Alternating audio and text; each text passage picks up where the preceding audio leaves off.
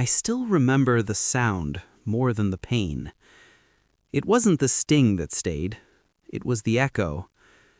The sharp crack that broke the air like thunder rolling through a small house that had already forgotten how to laugh. It was 1987. I was 9. My father had come home early from the factory, his shirt still damp from sweat and smoke. I was in the living room, trying to fix the small radio I'd broken that morning. It had belonged to him, his only luxury, the thing he'd bought after 3 months of overtime. He stood in the doorway for a full minute before speaking. "What did you do?" His voice was calm, too calm, the kind of calm that sits on the edge of something violent. I turned toward him slowly, holding the pieces of the broken radio like bones. "I was just trying to see how it worked," I said. He looked at the radio, then at me. His eyes didn't move much. They just watched. Heavy. Cold. But not empty. My father never looked empty, just full of something he couldn't say. "Go get the belt," he said. Those 4 words turned the whole room into a graveyard. I didn't cry.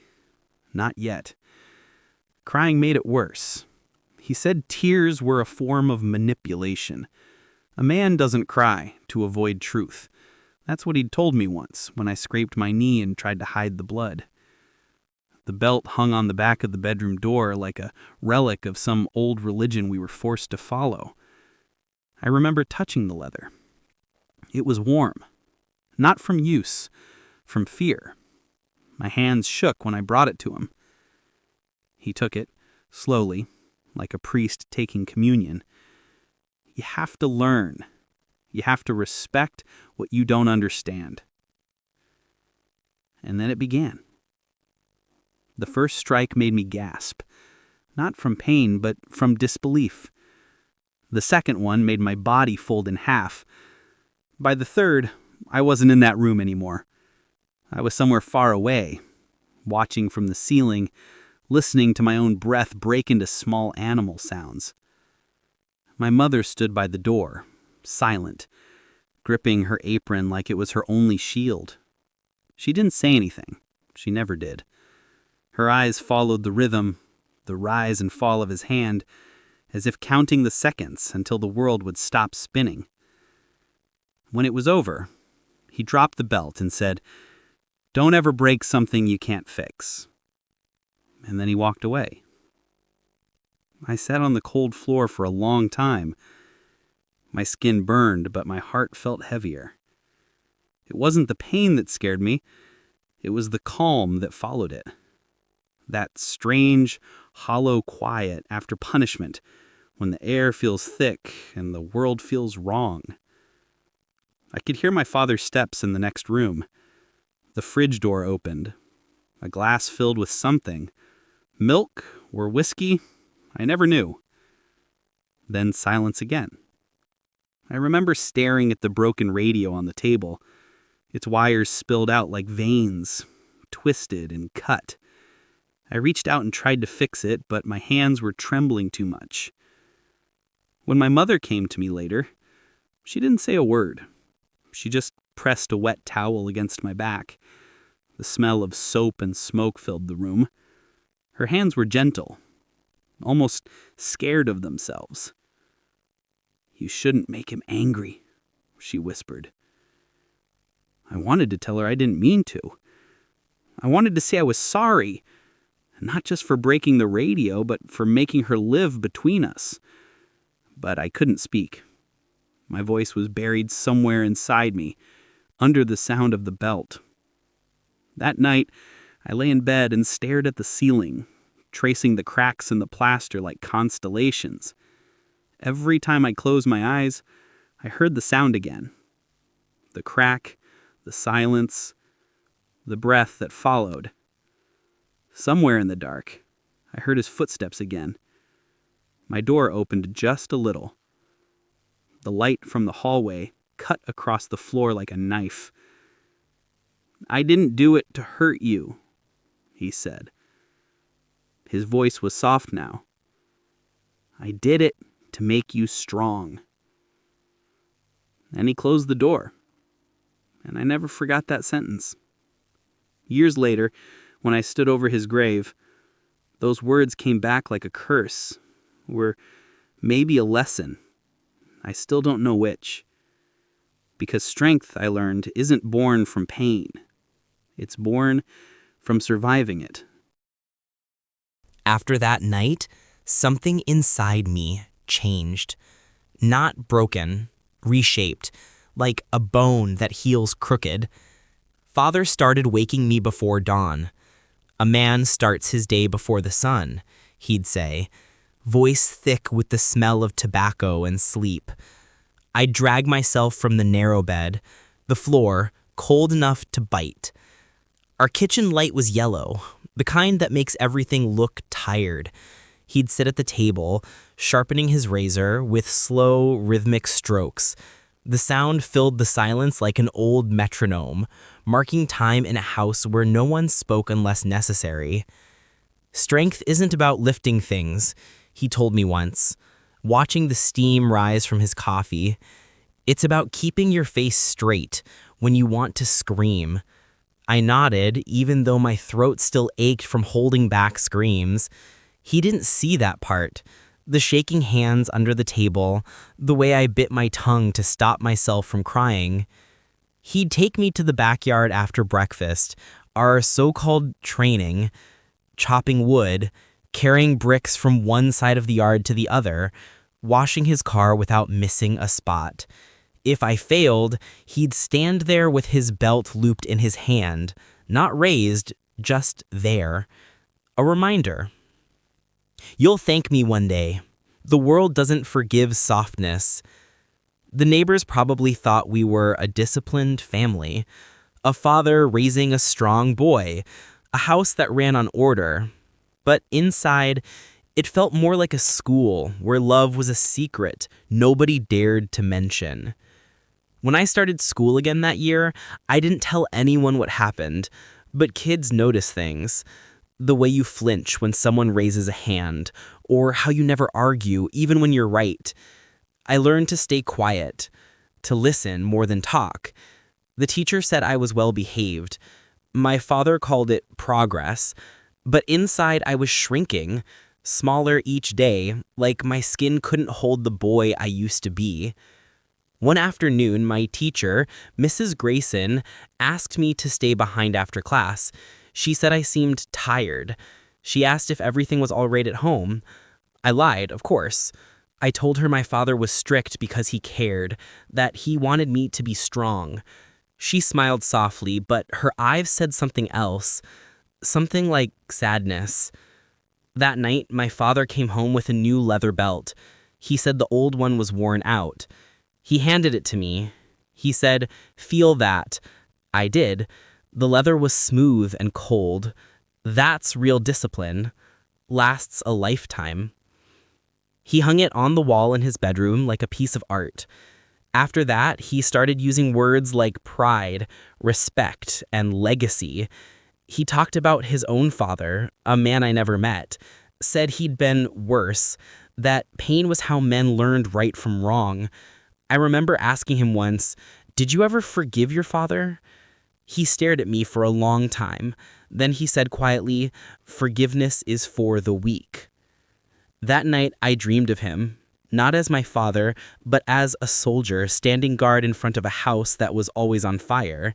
He never went inside, never tried to save anyone. He just stood there, watching it burn.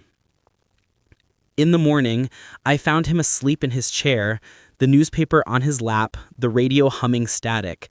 For the first time, I saw the lines under his eyes, deep, tired, almost human.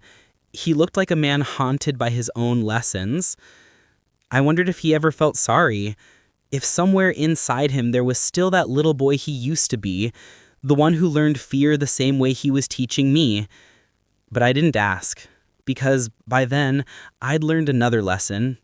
Silence keeps the peace. And in our house, peace was more precious than truth.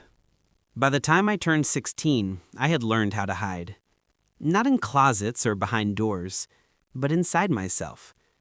You could sit across from me at the table, and I'd still be miles away, somewhere my father's eyes couldn't follow. He said I'd grown into a man. I said, yes, sir, like always. But truthfully, I didn't feel like a man, just a collection of rules, bruises, and unfinished thoughts stitched together by obedience. Every Saturday morning, he'd wake me with the same words, "The day doesn't wait."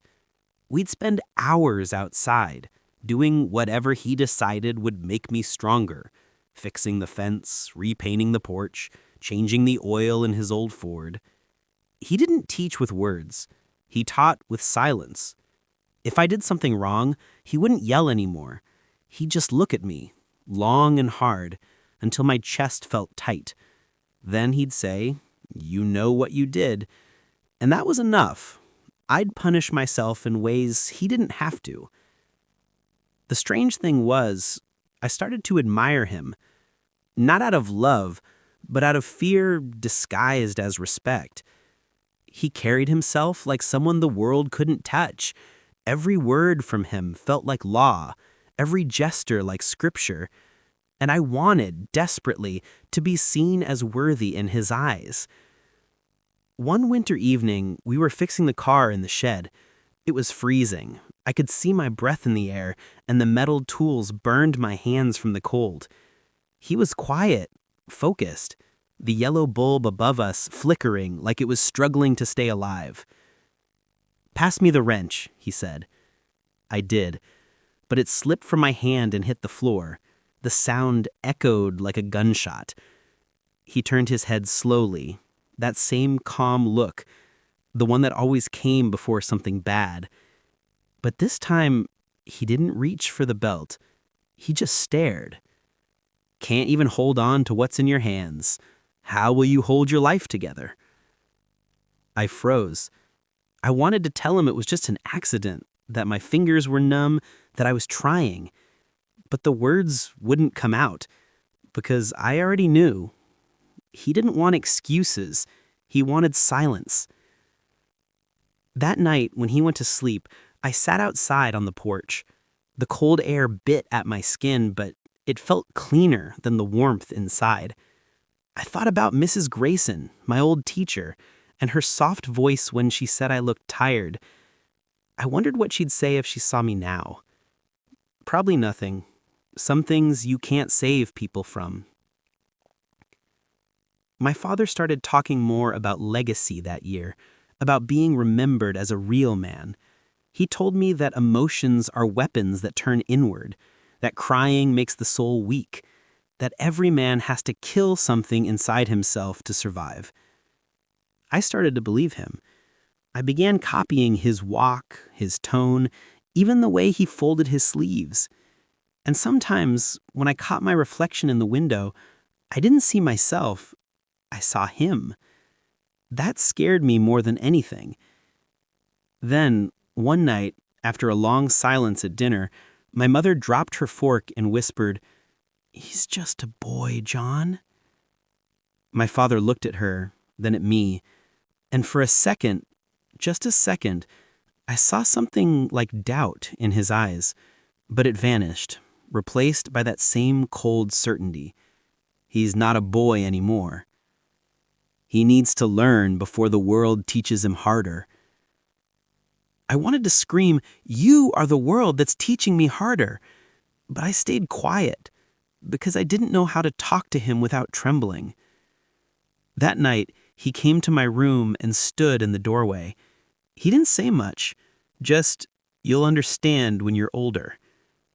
When he left, I looked at my hands. They were cracked, scarred from work and winter. They looked like his hands, and that terrified me more than any belt could. The next morning, he made me drive him to town for errands. On the way back, he told me to take the longer route, through the old dirt road behind the river. It was quiet there, only the sound of tires on gravel and the hum of the radio. Then, without looking at me, he said, "You're becoming a man. Don't disappoint me." I didn't answer because I didn't know who I was anymore, his son or his reflection. He got sick the year I turned 21. It wasn't sudden.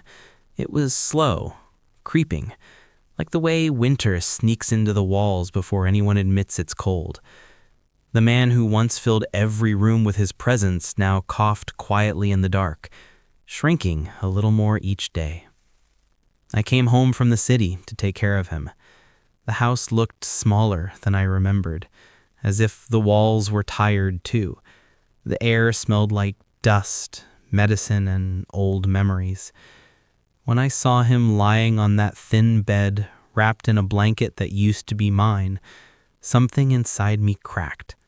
Not from pity, but from disbelief. He looked human.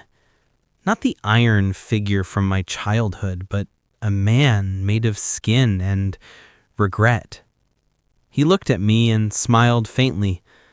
"You came?" he said. I nodded. I wanted to say, "Of course I came, Father," but the words caught in my throat. Old habits die harder than people. For weeks I stayed with him, cooked his meals, changed his sheets, sat beside him when he couldn't sleep. Sometimes he talked. Mostly he didn't. The silences between us were thick. Not angry anymore, just old, like ghosts that had given up haunting. One night, during a storm, he woke me up. The rain was hammering the roof, wind rattling the windows. He looked smaller than I'd ever seen him, his breath shallow, eyes glassy. "Son," he said, voice trembling, "do you think I was too hard on you?" I froze. For years I'd waited for that question, dreamed of it even, and now that it was here, it felt too heavy to lift. I sat down beside him. "You did what you thought was right," I said. He nodded slowly. "The world was cruel to me," he whispered. "I thought if I made you strong, it wouldn't break you." He coughed hard until his whole body shook. I reached for his hand, calloused, cold, still trying to grip the world. "But it did break me," I said quietly. "You just never saw it." For a moment, the storm outside seemed to stop. He looked at me, really looked at me, the way fathers are supposed to. His eyes softened, filling with something I'd never seen in him before. Regret, maybe, or understanding. He wanted to make a man, not a stranger. The words barely left his lips before he closed his eyes again. That was the last time he ever spoke to me. The morning he died, the house felt empty, but peaceful. My mother sat in the kitchen staring at the old radio, the one I'd broken as a kid. I'd fixed it years ago, but she never played it. Now it was humming faint static again, like it was trying to remember a song. I went into his room and stood by the bed. The belt was still hanging on the wall, cracked, dry, useless now. I reached for it, ran my fingers along the worn leather, and realized something I never had before. He hadn't just used it on me. He'd used it on himself too. Every time he thought love was weakness, every time he chose silence over softness. I took the belt down and carried it outside. The morning light was pale, almost kind. I laid it on the porch railing and just watched it, the leather curling like an old snake shedding its skin. Then I burned it. The smell of smoke rose into the sky, and for the first time, I didn't flinch. I didn't feel fear, only release. Later that night, I played the radio.